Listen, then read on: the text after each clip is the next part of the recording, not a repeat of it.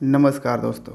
Welcome to Bihar civils. मैं हूं आलोक सिंह और आज के इस वीडियो में डिस्कस करेंगे हरियांग डायनेस्टी एंड मगध अम्पायर। जी हाँ, तो बिहार हिस्ट्री का ये काफ़ी इंपॉर्टेंट सीरीज चल रहा है। हम फॉलो कर रहे हैं बिहार एक परिचय, इम्तियाज़ अहमद की काफ़ी इम्पॉर्टेंट बुक। हालांकि ये बुक हिंदी में है लेकिन मैं इंग्लिश वाले स्टूडेंट्स के लिए भी इसको इजी कर रहा हूँ। ठीक है, तो ये पूरा सीरीज़ ज़रूर फॉलो कीजिए, ये आपके एग्ज़ाम में काफ़ी बेनिफिट पहुंचाएगा। तो आगे बढ़ने से पहले मैं उन स्टूडेंट्स को बताना चाहता हूं जो हमसे नए नए जुड़े हैं कि बिहार सिविल्स प्रोवाइड करता है आपको पूरे साल बिहार स्पेसिफिक करंट अफेयर्स दो फॉर्मेट में। पहला हमारा फॉर्मेट होता है मंथली कलेक्शन और दूसरा जो फॉर्मेट होता है हमारा वो होता है टॉपिक डिस्कशन। जी हाँ, तो ये एग्ज़ाम हो ना हो पूरे साल ये टॉपिक चलता रहता है, तो ये आप जाकर चैनल पे चेक कर पाओगे। तो चलिए without any further delay let's start. तो पिछले वीडियो में हमने पढ़ा था प्री हिस्टोरिक पीरियड, मतलब प्राचीन इतिहास से पहले की बात हमने पढ़ी थी। स्रोत के बारे में एक्चुअली हमने जाना था। तो आज से हम पढ़ेंगे एंशियंट बिहार, यानी कि प्राचीन बिहार को हम पढ़ रहे हैं। तो बात है 6ठी शताब्दी ईसा पूर्व की, यानी कि 6th सेंचुरी बीसी की ये बात है। उत्तर भारत में, नॉर्थ इंडिया में विशाल संगठित राज्यों का अभी उदय हुआ। ठीक है, बौद्ध रचनाओं में 16 महाजनपदों और लगभग 10 गणराज्यों की इस काल में चर्चा मिलती है। तो क्या है कि पूरे भारत जो है, पूरा भारत 16 महाजनपद में बटा हुआ था। कितना? 16 महाजनपद में बटा था। ये बात हमें बौद्ध रचनाओं से मिलती है। तो बौद्ध रचनाओं में है एक अंगुत्तर निकाय। इनमें 3 महाजनपद जो हैं, अंग है हो गया, मगध हो गया और लिच्छवी। ये जो अब ये जो 16 आपने देखा ना, 16 महाजनपद थे उस टाइम 6ठी शताब्दी ईसा पूर्व में। तो इन 16 में से जो 3 थे ना वो बिहार में एग्जिस्ट करते थे। ठीक है, और वो 3 कौन कौन से महाजनपद थे? अंग, मगध और लिच्छवी गणराज्य बिहार के क्षेत्र में स्थित थे। अब इन पर विस्तृत जानकारी कहाँ से हमें मिलती है? जैसे यहाँ पे बताया ना, बौद्ध रचनाओं में मिली थी। तो वो कौन सी रचना है? अंगुत्तर निकाय। बहुत इंपॉर्टेंट बुक है ये, एग्ज़ाम में कई बार पूछा जा चुका है और आगे भी आने की संभावना बनी रहती है। तो याद रखिएगा, इस बुक का नाम है अंगुत्तर निकाय। इसमें ही हमें पता चलता है कि 16 महाजनपद पूरे भारत में थे 6ठी शताब्दी ईसा पूर्व में, जिसमें 3 जो महाजनपद थे वो बिहार में थे। ठीक है, बिहार का जो क्षेत्र है उसमें एग्जिस्ट करते थे। तो ये आप समझिएगा। गंगा गंगा नदी के उत्तर में, यानी कि नॉर्थ साइड में, जैसे पटना गंगा नदी के किस साइड में है? पटना गंगा नदी के साउथ में है। तो गंगा नदी के उत्तर में बात करी जा रही है कि लिच्छवियों का राज्य था, जो विभिन्न गणराज्यों का महासंघ था। ये इस लिच्छवी की बात करी जा रही है। ये जो लिच्छवी गणराज्य आप देख रहे हो, ये लिच्छवी महाजनपद आप देख रहे हो, ये कहाँ कहाँ ये था? तो इसके नॉर्थ में था गंगा नदी के। ठीक है, उत्तर में यहाँ पे बात करी जा रही है जो विभिन्न गणराज्यों का महासंघ था। मतलब बहुत सारे गणराज्य मिलकर ये लिच्छवी यहाँ पे ये बनाया था। ठीक है, तो ये चीज़ आप ध्यान रखिएगा, ये पूरा एक महाग्रुप था। इसकी सीमाएं जो थी ना, यानी कि बॉर्डर जो था, वर्तमान वैशाली और मुजफ्फरपुर जिलों तक फैली थी। कहाँ? अभी जो प्रेजेंट में वैशाली ज़िला है बिहार का और मुजफ्फरपुर ज़िला है, वहाँ तक फैला था कौन सा गणराज्य? लिच्छवियों का। ठीक है, ये लिच्छवी गणराज्य। तो ये बात भी याद रखिएगा। और इसकी राजधानी कहाँ हुआ करती थी? तो वैशाली ही हुआ करती थी। याद रखिएगा कि ये जो लिच्छवी की राजधानी कहाँ होती थी? तो वैशाली। अंग का राज्य वर्तमान मुंगेर। अब ये जो अंग अंग की बात करी जा रही है, जो गणराज 3 गणराज हैं उसमें वो आज के टाइम में कहाँ पे पड़ता है? तो वर्तमान में मुंगेर और भागलपुर जिला के क्षेत्र में जो है ना वो पड़ता है अंग। ये बात याद रखिएगा। और उसके बाद इसकी राजधानी चंपा थी। किसकी? अंग की राजधानी चंपा थी। और जहाँ पे बात करी जाए फिर, या वर्तमान में इस चंपा को चंपा नगर बोला जाता है, ये भागलपुर में है। फिर भागलपुर के समीप थी यही उस टाइम। ठीक है, मगध के अधीन वर्तमान जो पटना है, नालंदा और गया, ये 3 किसके किसके अधीन थे? ये जो जिला क्षेत्र थे वो मगध। आपको अभी हमने आपको बताया ना, अंग, मगध और लिच्छवी तीनों बिहार में थे। अंग का हमने क्षेत्र बता दिया कि आज के टाइम में कहाँ पे है, मुंगेर और भागलपुर में। और मगध जो क्षेत्र था वो पटना, नालंदा और गया का क्षेत्र था। ठीक है, ये बात याद रखिएगा। और लिच्छवी का हमने आपको बता दिया कि मुजफ्फरपुर और वैशाली से लेकर मुजफ्फरपुर तक ये फैला हुआ था पूरा क्षेत्र लिच्छवी का। तो ये चीज़ें आपको ध्यान रखनी है। फिर कर रहा है कि जैसे हमने आपको अंग अंग के जो कैपिटल हमने आपको बताया वो क्या बताया, चंपा। उसी तरह से लिच्छवी का हमने कैपिटल बताया, यानी कि इसकी राजधानी हमने बताई वो वैशाली बताया। फिर उसी तरह से मगध का कैपिटल क्या था, तो मगध का था उस वक्त गिरिव्रज नाम था। ठीक है, या फिर राजगृह ये नाम था। जो अभी जिसको हम राजगीर के नाम से जानते हैं उसको राजगृह या फिर गिरिव्रज के नाम से जाना जाता था। आने वाली शताब्दी में मगध इस क्षेत्र का सर्वाधिक शक्तिशाली राज्य बन गया और शेष राज्यों पर उसका अधिकार हो गया। सोचे, मतलब जो मगध था, थे तो 16 महाजनपद पूरे देश में, लेकिन इसमें जो मगध था वो सबसे पावरफुल निकल कर आया, वो साबित हुआ। अब यहाँ पे इस मैप से देखिए, इसमें 16 महाजनपद हैं। ठीक है, अब यहाँ 16 महाजनपद में आपको यहाँ पे अंग दिख रहा है, ये बिहार में आ जाता है। मगध आपको ये बिहार में आ जाएगा। और ये जो वज्जी है ये भी बिहार में आ जाएगा। ठीक है, वज्जी जो है बहुत सारे ग्रुप था, इसमें ही लिच्छवी वगैरह सब आते थे। तो ये चीज़ आपको देखिए। और बाकी देखो कहाँ तक फैला हुआ था ये पूरा गंडा, मतलब मगध साम्राज्य कहाँ तक फैला हुआ था। ये देखो कंबोज, गंधार जो आज पाकिस्तान है वहाँ तक फैला हुआ था। अब अफ़गानिस्तान तक ये पूरा फैला हुआ था। ये वाला जो पोर्शन था पूरा, ये मगध के पूरे कब्ज़े में था। ये आप देख रहे हो कितना बड़ा था। और ये पूरा किसके कब्ज़े में था, तो मगध। ये जो यहाँ पे आप देख रहे हो, ये देख रहे हो, ये ही सबसे पावरफुल था। यहाँ का ही जो रूलर था, यहाँ का ही जो शासक था, इन सब पे राज कर रहा था ज़्यादातर। ठीक है, भले ही अलग अलग बटा हुआ था, लेकिन ये जो साम्राज्य था ये सबसे ज़्यादा पावरफुल निकल के आता है।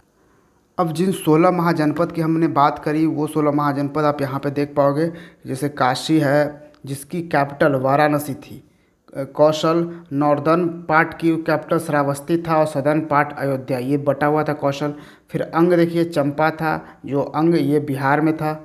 मगध बिहार में था, इसका एक पहले गिरिव्रज था, फिर बाद में पाटलिपुत्रा इसका बनता है। वो कौन सा रूलर था जो पाटलिपुत्रा करता है, वो अभी आगे हम पढ़ेंगे। फिर वज्जी संघ देखिए, वज्जी संघ जो मिथिला क्षेत्र था उसमें उसका कैपिटल विदेह था, और वैशाली वाला क्षेत्र का लिच्छवी कैपिटल इसका था। तो ये भी आपको ध्यान रखना है।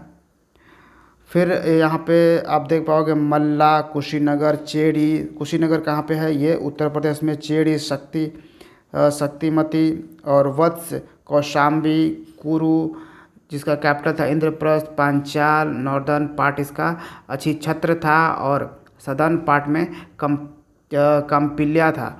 विराट नगरी किसका कैपिटल था, तो मत्स्य का। शूरसेन का मथुरा आज कैपिटल, मथुरा उस वक्त कैपिटल था शूरसेन महाजनपद का, जो कि उत्तर प्रदेश में है। अश्मक जो है वो पोतन या फिर पैठान इसको भी कहते हैं। अवंती का कैपिटल क्या था, नॉर्दर्न पार्ट यानी उज्जैनी, और सदर्न पार्ट का महिष्यती। फिर यहाँ पर गांधार का देखिए तक्षशिला था कैपिटल, और कंबोज का हातक और राजपुर। तो ये काफ़ी इम्पोर्टेंट है, इसको याद रखिएगा।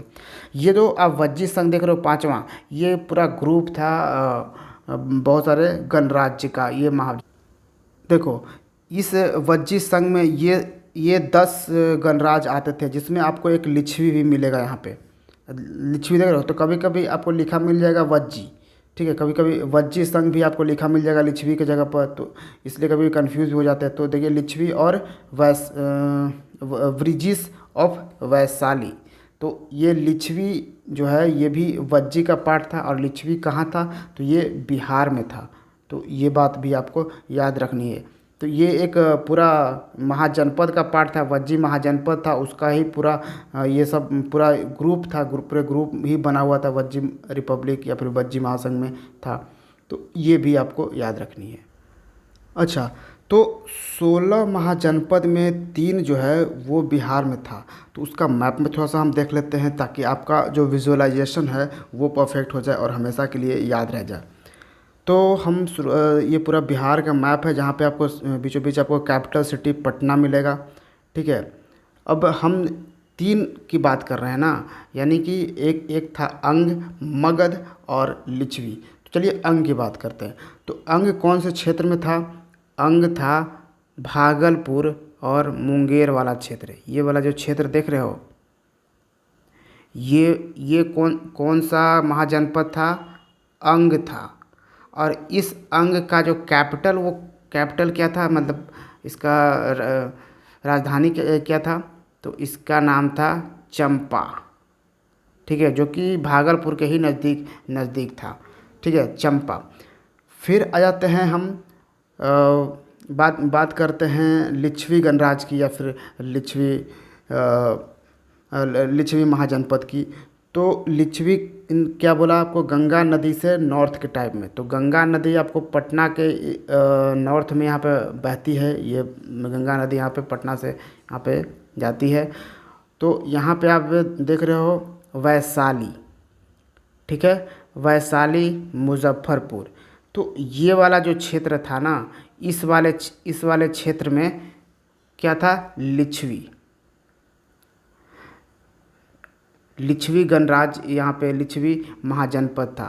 ठीक है, अब इसका कैपिटल क्या था? तो कैपिटल इसका वैशाली ही था। यहाँ पे देखिए कैपिटल था इसका कैपिटल वैशाली था। तो ये याद रखिएगा। उसके बाद जो तीसरा महाजनपद जो बिहार में था, उसमें वो कौन सा क्षेत्र में था? तो आज का पटना, गया, नालंदा, ये वाला जो क्षेत्र है, ये जो क्षेत्र आप देख रहे हो, ये वाला जो क्षेत्र, ये क्षेत्र पूरा था, ये क्या था? ये था मगध। और यही मगध बाद में जाते जाते पूरे इंडिया पर जिसका साम्राज्य स्थापित करता है। पूरे 16 जनपद में सबसे मोस्ट पावरफुल जो महाजनपद होता है वो ये मगध उभर के आता है। और मगध का कैपिटल क्या था? राजगृह। ठीक है, राजगृह, जिसको हम आज राजगीर कहते हैं, जो कि कहाँ पे था? वो नालंदा में था। यहाँ पे नालंदा में ये जो कैपिटल था इसका मगध का। तो ये भी याद रखिएगा। तो अब आप चीज़ों को अच्छे से विजुअलाइज कर पाओगे। ठीक है, मैप के थ्रू हमने वो चीज़ें आपको आपके माइंड तक वो पहुंचा दिया है। तो अब मगध साम्राज्य का उत्कर्ष देखते हैं। अब जिस मगध की हमने बात करी, जो मोस्ट पावरफुल आगे जाकर हो जाता है, उसकी बात करते हैं कि उसका राइज कैसे हुआ, ये साम्राज्य कैसे उत्कर्ष हुआ। तो मगध राज्य के आरंभिक इतिहास की चर्चा जो है ना, वो महाभारत में मिलती है। गंगा के उत्तर की ओर विदेह राज्य और दक्षिण की ओर मगध राज्य का उल्लेख कहाँ मिलता है? महाभारत में मिलता है। तो ये भी एक सोर्स की तरह काम करता है। इसमें मगध के शासक जरासंध का उल्लेख है, जिसे भीम ने द्वंद्व युद्ध में पराजित किया था। तो महाभारत में ये मिलता है कि उस वक्त जरासंध जो हैं वो मगध के शासक थे। ठीक है, यह घटना कौरवों और पांडवों के बीच हुए युद्ध से कुछ पहले की थी। इस घटना के सही तिथि क्रम का निर्धारण कठिन है। 6ठी शताब्दी ईसा पूर्व के पश्चात मगध की राजनैतिक स्थिति सुदृढ़ हुई। कब हुई? तो 6ठी शताब्दी, मतलब 6ठी शताब्दी ईसा पूर्व के पहले की बात करी जा रही थी कि कहा जा रहा था कि जरासंध इसके शासक थे मगध के। ठीक है, जिस मगध के बारे में हमने बताया, पटना, गया और नालंदा जिला पूरा वो जो एरिया कवर करता था। तो उसका कहा जा रहा है कि मतलब 6ठी शताब्दी ईसा पूर्व के पहले, उससे भी पहले जरासंध वहाँ के शासक हुआ करते थे। इसका उल्लेख हमें कहाँ मिलता है? तो महाभारत में मिलता है। लेकिन उसके बाद और हमें कुछ खास जानकारी हमें उस वक्त के मगध के बारे में नहीं मिलती है। तो हमें सबसे अच्छी खासी जो जानकारी है वो कब कब की मिलती है, तो 6ठी शताब्दी ईसा पूर्व की जानकारी हमें प्राप्त है। और इसमें ही मगध की जो राजनैतिक स्थिति सुदृढ़ होने का भी हमें पता चला था। इसमें दो शासकों की देन निर्णायक थी। जो मगध की जो राजनीतिक स्थिति सुदृढ़ होने का दो इसमें शासक थे निर्णायक, वो कौन कौन से थे? बिंबिसार और अजातशत्रु। जी हाँ, दोनों हर्यंक वंश के शासक थे। बहुत ही इंपॉर्टेंट, देखिए ये कौन सा वंश है? हर्यंक वंश। किस साम्राज्य पे ये हर्यंक वंश राज्य कर रहे हैं? तो मगध साम्राज्य पे। ठीक है, बिंबिसार और अजातशत्रु दोनों हर्यंक वंश के शासक थे और महात्मा बुद्ध के समकालीन थे। इसका क्या मतलब? इसका मतलब कि उस वक्त महात्मा बुद्ध थे। जब बिंबिसार और अजातशत्रु था उस वक्त महात्मा बुद्ध भी थे, तो ये भी याद रखिएगा। अब कहता है कि महावंश के अनुसार बिंबिसार ने 15 वर्ष की आयु में सिंहासन प्राप्त किया। कौन बिंबिसार? ये जो बिंबिसार है इसने 15 वर्ष की उम्र में ही सिंहासन प्राप्त कर लिया था और अर्ध शताब्दी से अधिक समय तक शासन किया। तो कब से कब तक शासन किया बिंबिसार? तो 544 ईसा पूर्व से 492 ईसा पूर्व तक बिंबिसार ने शासन किया। ठीक है, ईसा पूर्व तक याद रखिएगा। उसी के अधीन मगध का साम्राज्य विस्तार आरंभ हुआ। ये जो मगध का साम्राज्य का विस्तार होने का, एक्सटेंड होने का, बड़ा होने का जो मगध कब शुरुआत हुआ था? तो बिंबिसार के टाइम में ही। वह एक महत्वाकांक्षी शासक था और योग्य कूटनीतिज्ञ भी था। अपनी राजनीतिक स्थिति सुदृढ़ करने के लिए उसने वैवाहिक संबंधों की नीति अपनाई। अब देखिए, अब ये जो बिंबिसार था इसने अपना जो स्थिति है मतलब खुद को पावरफुल बनाने के लिए, मतलब ज़्यादा से, क्योंकि पहले राजा लोगों का क्या था कि वो लोग ज़्यादा से ज़्यादा जगहों को जीतना चाहते थे कि हर जगह बस उनके कब्ज़े में हो, दूर दूर तक बस हमारा ही साम्राज्य फैला हो। ठीक है, यही मेन उद्देश्य रहा करता था। तो इसी में इसका जो एक अलग ही राजनीतिक स्थिति बनाने का, सुदृढ़ करने का इसके पास आइडिया था बिंबिसार के पास। वो आइडिया क्या था? तो वैवाहिक संबंध, यानी कि किसी राजा के एक बेटी से शादी कर लो, उस इधर राजा की बेटी से शादी कर लो, यहाँ राजा की बेटी से शादी कर लो, हम यहाँ पे हैं तो पूरे उसके बाद दान दहेज में वो मिल जाएगा पूरा क्षेत्र, और वो पूरा क्षेत्र पर अब फिर मेरा राज्य हो जाएगा। इस तरह का कुछ आइडिया इसके पास था। अब यहाँ देखिए, अपनी राजनीतिक इसे सुदृढ़ करने के लिए वैवाहिक संबंध की नीति अपनाई। इसने 3 शादियाँ की। जो बिंबिसार था इसने 3 शादियाँ की, वो पूरा अपने खुद को पावरफुल बनाने के लिए। उसकी पहली जो पत्नी थी वो थी कोसला देवी, जो कि कौशल की राजकुमारी थी। ठीक है, ये याद रखिएगा, पहली पत्नी कोसला देवी जो कि कौशल की राजकुमारी थी। इस विवाह से दहेज के रूप में बिंबिसार को काशी का क्षेत्र मिल गया। कौन सा क्षेत्र? काशी वाला क्षेत्र, यानी कि वेस्ट साइड। काशी जो है वाराणसी में है। ठीक है, काशी महाजनपद जो था वो जिसका कैपिटल था वाराणसी। ठीक है, तो ये याद रखिएगा इधर। फिर साथ ही कौशल का शासक उसका मित्र हो गया। इससे अन्य राज्यों के साथ संघर्ष में बिंबिसार की स्थिति मजबूत हुई। तो देखिए किस तरह से इसने अपनी स्थिति मजबूत करी। अब एक शादी तो इसने कर ली और इसने एक तरफ का जो क्षेत्र है अपने कब्ज़े में अब कर लिया, उसको मिल गया वो क्षेत्र। फिर उसकी दूसरी पत्नी चेलना वैशाली के लिच्छवी शासक परिवार की राजकुमारी थी। अब देखिए, अब जो लिच्छवी शासक थे, यानी कि आपको बताया कि गंगा नदी के उस पार मुजफ्फरपुर से वैशाली तक का जो क्षेत्र था वो लिच्छवी गणराज्य लिच्छवी महाजनपद के अंडर आता था। तो उस वाले क्षेत्र में चेलना थी, जो कि वैशाली के लिच्छवी शासक परिवार की राजकुमारी थी चेलना। इससे भी इसने शादी कर ली। तो ये दूसरी शादी इसकी हो गई और इसका आगे वाला भी पोर्शन अब ये इसके अंडर आ गया। वो मैं आपको बताता हूँ एकदम बढ़िया से। इस विवाह से बिंबिसार के संबंध वज्जियों के साथ भी सुदृढ़ हो गए।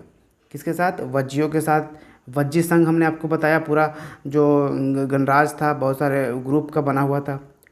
उसकी तीसरी पत्नी, अब दो पत्नी से उसने दो जगह जीत लिए, अब तीसरी पत्नी पंजाब की मद्र राजकुमारी थी। ठीक है, कौन?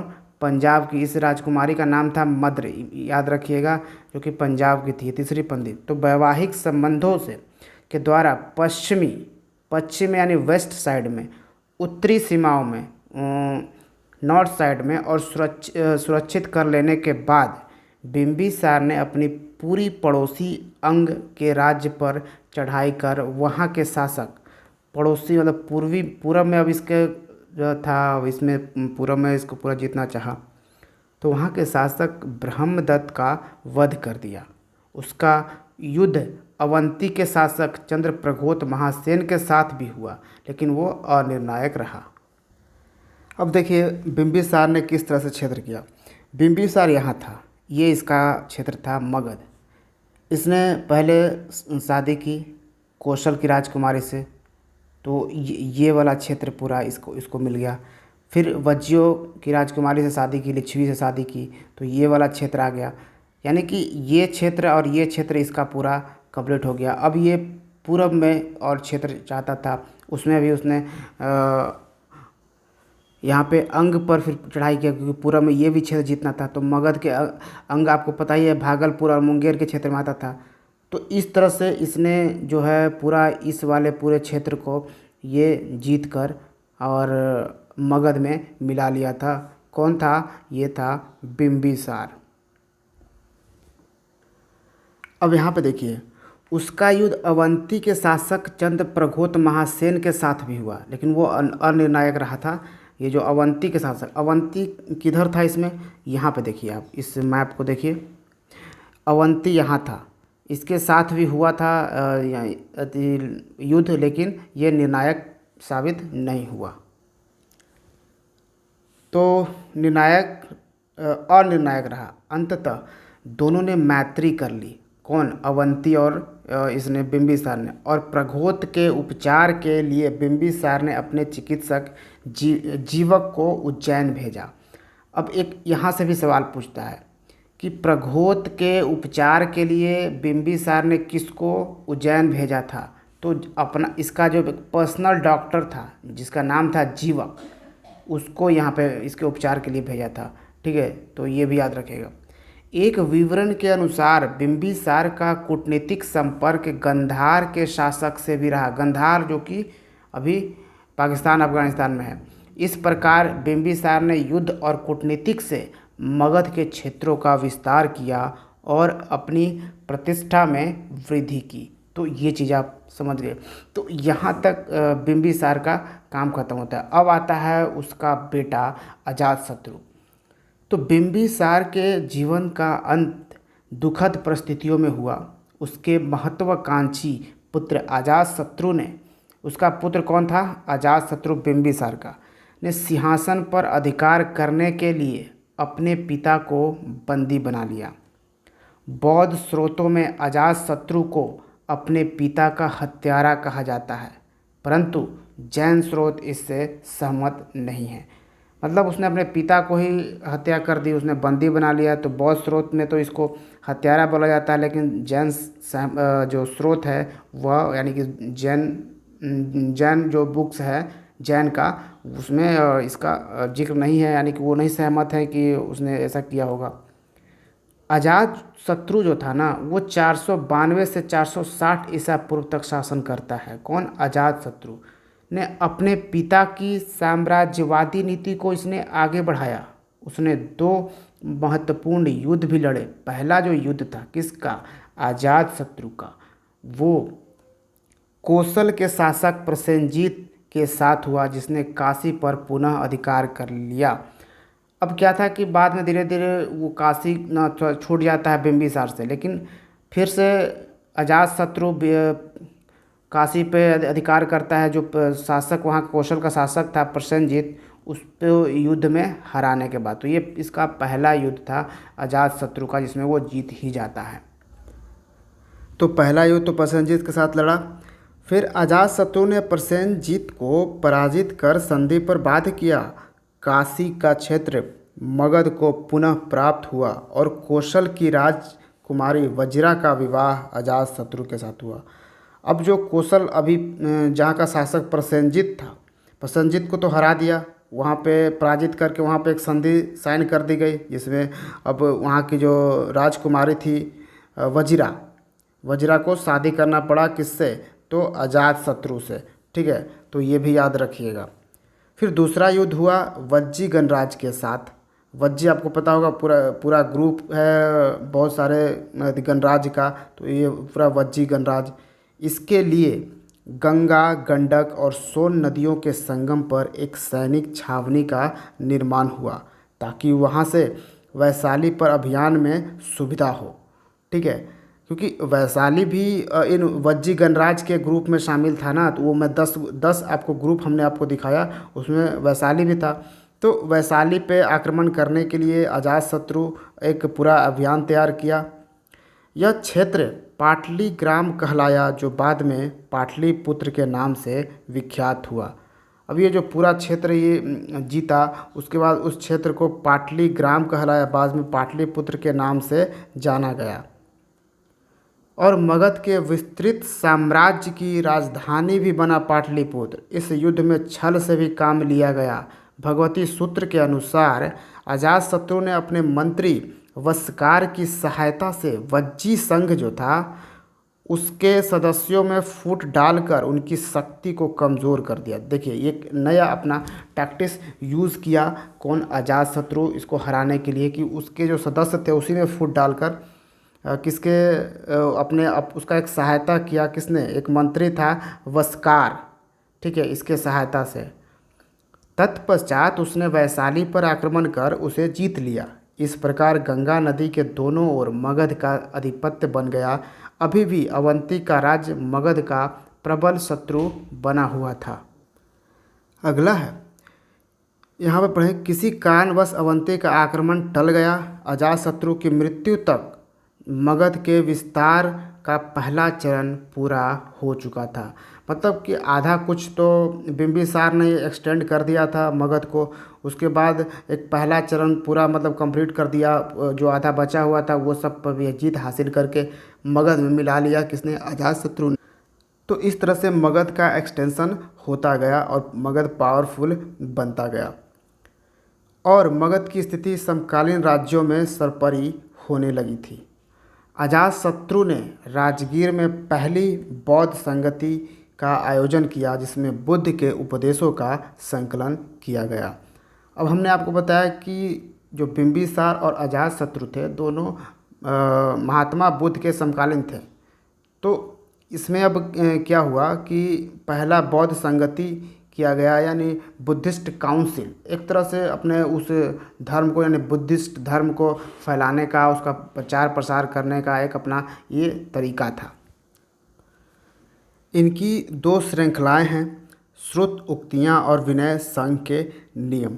तो यहाँ से मोस्ट इम्पॉर्टेंट पार्ट आपको यहाँ से, जो राजगीर में पहली बौद्ध संगति होती है, रूलर उस वक्त शासक कौन था, तो अजातशत्रु के टाइम में। अजातशत्रु का अब उत्तराधिकारी आ जाता है उदयभद्र।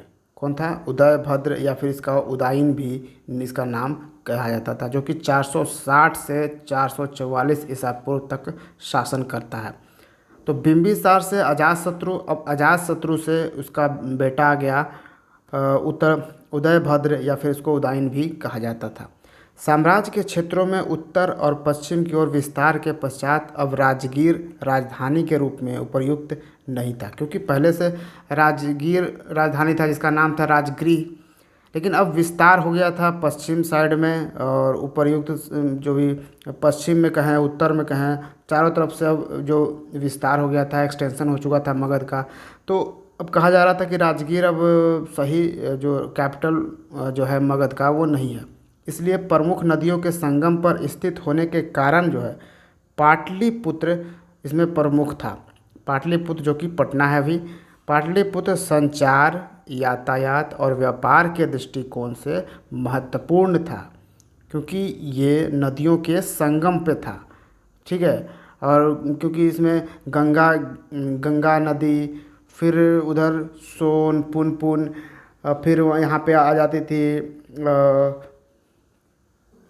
तो इसलिए उदयन ने क्या किया, जो कि कौन था ये अजात शत्रु का उत्तराधिकारी था, बेटा था। इसने पाटलिपुत्र को ही मगध की राजधानी बना दिया। तो पहले राजधानी मगध का सबसे पहला राजधानी कौन सा था? राजगीर था, जिसको राजगृह कहा जाता था पहले, आज राजगीर कहा जाता है। अब उदयन ने इस कैपिटल को चेंज किया और उसने पाटलिपुत्र को मगध का जो है वो बना दिया कैपिटल। तो ये भी याद रखिएगा। और इसी के साथ पाटलिपुत्र का उत्कर्ष आरंभ हुआ। अच्छा, इसी के साथ हम एक बात कर लेते हैं, काफ़ी इम्पोर्टेंट ये है। देखिए, जो हमने पहली बुद्धिस्ट काउंसिल के हमने बात करी, बौद्ध संगति की बात करी, तो बौद्ध संगति को इंग्लिश में बुद्धिस्ट काउंसिल बोला जाता है। ठीक है, तो ये याद रखिएगा। तो फर्स्ट बुद्धिस्ट काउंसिल 483 बीसी में हुई और जगह कहाँ था? सतपर्णी केव था। वो कहाँ है? राजगृह में। तो आपको राजगीर में पता है। उस वक्त शासक कौन था? शासक था अजात शत्रु। और उस वक्त उसकी अध्यक्षता कौन कर रहा था? तो महाकसप्पा। याद रखिएगा, ये सब कुछ बहुत इंपॉर्टेंट है एग्जाम पर्सपेक्टिव से। तो महाकसप्पा इसकी अध्यक्षता कर रहा था पहली। फिर दूसरी जो बुद्धिस्ट काउंसिल होती है वो 383 बीसी में होती है और इसका जगह था वैशाली में ये होता है। दूसरा जो बुद्धिस्ट काउंसिल है वो हम आगे के आने वाले वीडियो में पढ़ेंगे, लेकिन मैं इसको एक ओवरऑल आपको बता दे रहा हूँ। जहाँ पे सबा कामीर ये अध्यक्षता किया और काला अशोक शासक था उस वक्त, जब दूसरा सेकंड बुद्धिस्ट काउंसिल होता है। थर्ड बुद्धिस्ट काउंसिल 251 बीसी में होता है और ये पाटलिपुत्रा में होता है। कहाँ होता है? पाटलिपुत्रा में। और उस वक्त अध्यक्ष कौन था इसके? तो मोगलीपुट्टा तिस्सा इसकी अध्यक्षता कर रहा था थर्ड बुद्धिस्ट काउंसिल में। और उस वक्त रूलर यानी शासक कौन थे? अशोक शासक थे। अशोक ने ये थर्ड बुद्धिस्ट काउंसिल करवाया था। आपको पता होगा अशोक ने पूरा बुद्धिस्ट को ही अपना लिया था। फिर फोर्थ बुद्धिस्ट काउंसिल जो कि फर्स्ट सेंचुरी एडी में हुआ, ये कुंडलवन कश्मीर में हुआ। कुंडलवन कश्मीर में हुआ। कौन सा?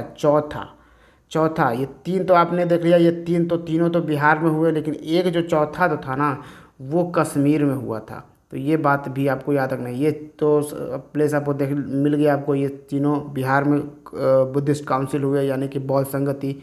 लेकिन एक चौथा बौद्ध संगति था, वो कुंडल वन में हुआ कश्मीर में, जिसकी अध्यक्षता वासुमित्र ने किया। और रूलर्स थे यानी शासक थे उस वक्त कनिष्क के टाइम में ये हुआ था। तो ये बहुत इंपॉर्टेंट है, याद रखना। चलिए, तो आगे बढ़ते हैं कि उदयन के उत्तराधिकारी दुर्बल और अयोग्य थे। अब उदयन की बात हमने करी। उदयन ने ये सारा कुछ कैपिटल चेंज किया।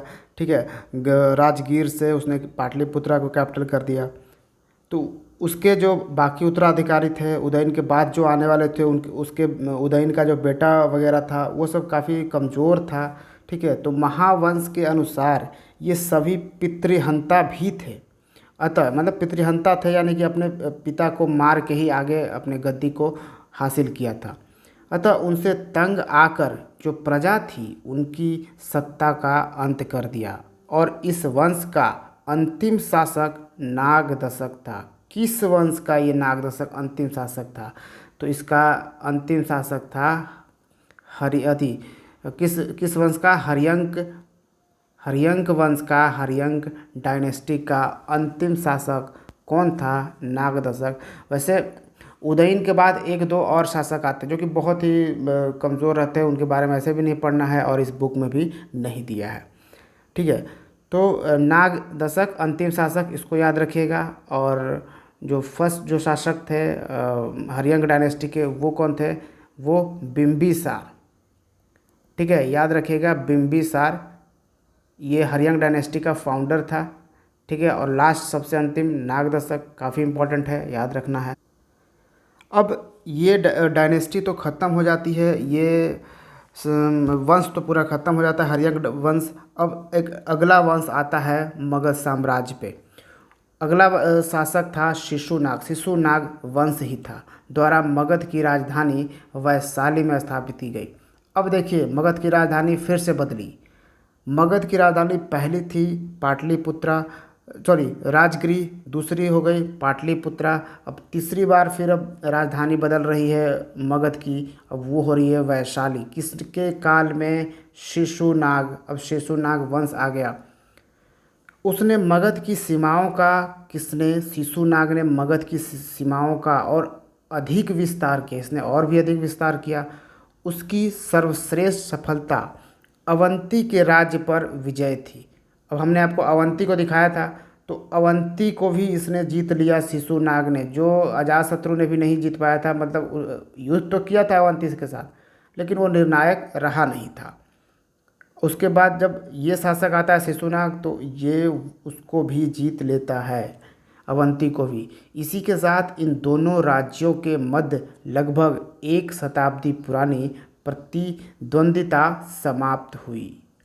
पुराणों के अनुसार प्रघोत वंश की सेना नष्ट हुई और अवंती का क्षेत्र मगध साम्राज्य में शामिल हो गया। अब अवंती यानी कि अवंती कुछ इस तरफ था, मगध यहाँ अगर मान लीजिए तो अवंती कुछ इस तरफ था, तो इसकी भी ये भी मिला लिया गया मगध साम्राज्य में। तो देख रहे हो किस तरह से मगध साम्राज्य में जो भी शासक आ रहे हैं वो मगध को आगे बढ़ा ही रहा है। तो ये बात आप समझ पा रहे होंगे। फिर हो गया पुराणों के अनुसार जो है प्रघोत वंश की सेना नष्ट हुई और अवंती का क्षेत्र साम्राज्य में मिल गया। फिर शिशुनाग ने वत्स और कौशल के राज्यों पर भी विजय प्राप्त कर ली। अब कौशल का राज्य था, वत्स था, उस पर भी इसने विजय प्राप्त कर ली और मगध में मिला लिया। उसके उत्तराधिकारी कालाशोक, किसके? शिशुनाग के उत्तराधिकारी कालाशोक के अधीन वैशाली में द्वितीय बौद्ध संगति का आयोजन होता है। अभी हमने आपको पूरा बता दिया कि दूसरा बौद्ध संगति बुद्धिस्ट काउंसिल कब होता है, तो काला अशोक के टाइम में होता है, जो वैशाली में होता है, और ये द्वितीय बौद्ध संगति का आयोजन होता है। लेकिन कालाशोक का शासन अल्पकालीन रहा, बहुत कम टाइम के लिए रहा कालाशोक का। तत्पश्चात महापद्मानंद ने सत्ता पर अधिकार कर लिया 344 ईसा पूर्व में। अब देखिए हर्यंक डायनेस्टी पहले आई, वो ख़त्म हो गई नाग दशक के साथ। फिर शिशुनाग डायनेस्टी आई, ये वंश आया। उसके बाद ये काला अशोक के साथ ये वंश ख़त्म हो गया। ठीक है, फिर अगला वंश शुरू होता है महापद्मानंद। ठीक है, ये नंद वंश है। ठीक है, ये शासक का नाम है महापद्मानंद, और ये वंश का कौन सा शुरू होता है? अब ये नंद वंश अब आ जाता है कहाँ? तो मगध साम्राज्य पे अगला वंश जो आता है वो था नंद वंश, जिसने इस पर अधिकार कर लिया 344 ईसा पूर्व में। महापद्मानंद को निम्न मूल का कहा जाता है, उन्हें निम्न मूल का कहा जाता है, मगर वह एक महान विजेता और योग्य शासक था। मौर्यों के उत्कर्ष के पूर्व मगध साम्राज्य की सीमाओं का सर्वाधिक विस्तार उसी ने किया था। अब मौर्य से पहले अगर सबसे ज़्यादा किसी ने विस्तार किया मगध साम्राज्य का, तो वो किया महापद्मानंद ने। ठीक है, महापद्मानंद बहुत ही महान विजेता था, तो ये भी याद रखिएगा। मौर्य के उत्कर्ष के पूर्व मगध साम्राज्य की सीमाओं का सर्वाधिक इसने किया, और महापद्मानंद ने एकारट की उपाधि धारण की। ये पूछा जाता है एग्जाम में, किसकी उपाधि? एकारट की उपाधि धारण की। कलिंग पर विजय प्राप्त की। ठीक है, महापद्मानंद ने कलिंग पर विजय प्राप्त की। कौशल में विद्रोह का दमन कर उस पर अपना नियंत्रण सुदृढ़ किया, और संभवतः उत्तरी कर्नाटक तक साम्राज्य विस्तार किया। तो महापद्मानंद ने कर्नाटक के नॉर्थ साइड तक पूरा मिला दिया था मगध को। ठीक है, उसका अंतिम वंशज धनानंद था। महापद्मानंद का अंतिम वंश कौन था? धनानंद, जो कि नंद वंश का था, जिसके शासन काल में ही सिकंदर का भारत पर आक्रमण हुआ। नंद साम्राज्य उस समय शक्तिशाली अवस्था में था। ये जो नंद साम्राज्य चल रहा था मगध पे, वो उस वक्त शक्तिशाली था। कब? जब सिकंदर ने भारत पर हमला किया था। कहा जाता है कि नंद वंश के सैन्य बल विशेषकर हस्ती सेना के कारण ही सिकंदर के सैनिकों ने व्यास नदी का तट पार करने से इनकार कर दिया था। किसके? इसी के शासन, धनानंद का ही। और धनानंद जो था ना, वो प्रजा में बहुत ही अलोकप्रिय था, क्योंकि धनानंद एक अत्याचारी शासक था। ठीक है, धनानंद एक अत्याचारी शासक था। सिकंदर की जब वापसी हुई, अब सिकंदर का सेना तो आगे बढ़ा नहीं व्यास नदी के आगे, धनानंद की सेना के कारण, धनानंद का यहाँ पे पूरा प्रकोप के कारण। तो सिकंदर अब वापस गया। उसके बाद व्याप्त राजनैतिक अस्थिरता, यहाँ पर पॉलिटिकल क्राइसिस आ गया। उसका लाभ उठाकर जो चंद्रगुप्त मौर्य ने धनानंद का वध कर पाटलिपुत्र पर अधिकार कर लिया। अब चंद्रगुप्त मौर्य की एंट्री हो जाती है। अब धनानंद, जो नंद वंश था, इस नंद वंश का जो अंतिम शासक था धनानंद, उसको मार देते हैं चंद्रगुप्त मौर्य। ठीक है, और ये अगला शासक बन जा, अगला चंद्रगुप्त मौर्य अगला शासक के साथ अगला वंश स्थापित हो जाता है और पाटलिपुत्र पर अधिकार कर लिया। और मगध साम्राज्य पर अब मौर्य वंश की सत्ता स्थापित हो गई। अगला वंश कौन आ गया? मौर्य वंश। कहाँ? मगध साम्राज्य। अब मोस्ट इम्पॉर्टेंट सवाल ये आता है कि आखिर मगध जो राज्य था, मगध जो साम्राज्य था, मगध जो था, ये इतना पावरफुल कैसे हुआ? मगध का इतना एक्सटेंशन, इतना उत्कर्ष कैसे हुआ? उस 16 महाजनपद में सबसे पावरफुल मगध बन के कैसे निकला? इसका सबसे ज़्यादा सवाल इस पे पूछा जाता है। तो इसका रीज़न मैं आपको यहाँ पे दे रहा हूँ। मगध राज्य के उत्कर्ष के कई कारण थे। इस क्षेत्र में लोहे के अनेक खानें थीं जो अच्छे हथियारों के निर्माण में सहायक थी। यहाँ नए अस्त्र शस्त्र का विकास भी हो रहा था, जिनमें महाशिलाकंटक और रथमुसल अत्यंत उपयोगी थे। ये अस्त्र शस्त्र का नाम है, महाशिलाकंटक और रथमुसल। मगध का राज्य मध्य गांगेय घाटी के केंद्र में था। अब गंगा के बीचों बीच घाटी के केंद्र में था। यह क्षेत्र अत्यधिक उर्वर था, फर्टाइल था, समृद्ध था। कृषि की संपन्न अवस्था के कारण शासक वर्ग के लिए आर्थिक संसाधनों की प्राप्ति भी आसान थी, जो साम्राज्य विस्तार के लिए अनिवार्य था। अब यहाँ पे क्योंकि सब कुछ सब तरह से यहाँ पर समृद्ध था, लैंड पूरा फर्टाइल था, जिसके कारण यहाँ पे इकोनॉमिक कंडीशन काफ़ी अच्छा था, जो जिसमें राजा को ज़्यादा सोचना पड़ता नहीं था, क्योंकि आर्थिक स्थिति अच्छी थी। फिर था कि इस क्षेत्र में व्यापार भी समृद्ध अवस्था में था, व्यापार भी होता था। इस कारण अतिरिक्त आर्थिक संसाधन भी उपलब्ध थे। मगध के क्षेत्र में हाथी भी प्रचुर मात्रा में उपलब्ध थे, जिनकी सहायता से विरोधी शासकों के दुर्गों यानी उनके किलों और नगरों पर अधिकार आसान था। अब यहाँ पे हाथी भी बहुत मात्रा में उपलब्ध थे, जिससे जो है दूसरे जो रूलर थे उन पे हमला किया जा सकता था हाथी से, उनके किलों को तोड़ दिया जा सकता था। मगध की दोनों राजधानियाँ में कौन? राजगीर। तो मगध की दोनों राजधानियों में राजगीर और पाटलिपुत्र अत्यंत सुरक्षित और सुदृढ़ थी। राजगीर 5 पहाड़ियों से घिरा नगर था, जिसके प्रवेश मार्ग मजबूत किलेबंदी द्वारा सुरक्षित कर दिए गए थे। पाटलिपुत्र 4 नदियों से घिरा सुरक्षित जल दुर्ग था, जिस पर विजय आसान नहीं थी। तो ये 4 नदियों से घिरा था। जैसे अब हमने आपको बताया, गंगा था, गंडक, सोन, फिर इधर पुनपुन, ये सब जो नदियां थीं वो उसके कारण पाटलिपुत्र 4 नदियों से घिरा था, बिल्कुल जल दुर्ग का, जिस पर विजय आसान किसी के नहीं, कोई भी उस पर आक्रमण करना उसके लिए मुश्किल था। इन सबके अतिरिक्त मगध में ऐसे योग्य और महत्वाकांक्षी शासक सत्ता में रहे, जिन्होंने अपने अदम्य उत्साह और शौर्य से साम्राज्य विस्तार को संभव बनाया। तो आपने देखा यहाँ पे कौन कौन से आए। पहले तो हर्यंक वंश आए, ठीक है। फिर शिशुनाग वंश आया।